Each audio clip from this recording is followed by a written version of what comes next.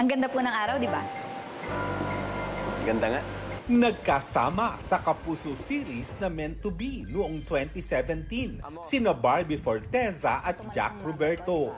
Di man sila ang endgame sa serye, tila sila naman ang meant to be off-screen.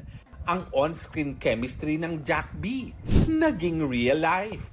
Naging saksi ang paglipas ng taon at iba't ibang tagpo sa kanilang relationship goals. Feeling ko siya yung lucky charm ko.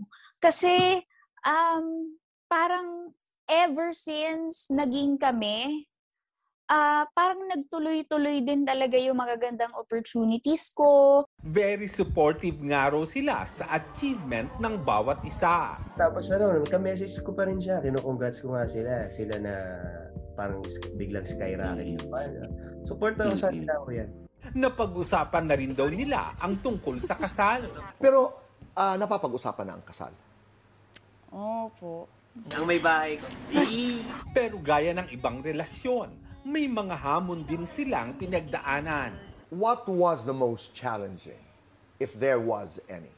Quality time. Nitong December, magkasama pa silang nag-celebrate ng birthday ni Jack. Pero kanina, sa isang Instagram post, kinumpirma ni Barbie ang breakup nila ni Jack. Bittersweet ang mensahe. Sabi ni Barbie, puno ng saya, pag-ibig at ramen ang 7-year relationship nila. Tinawag din niyang exceptional ang ibinigay sa kanyang pagmamahal ni Jack. Pero anya, may mga bagay na kailangang magtapos para magbigay daan sa magagandang bagay. Nagpasalamat si Barbie kay Jack at sinabing may you find the love you deserve.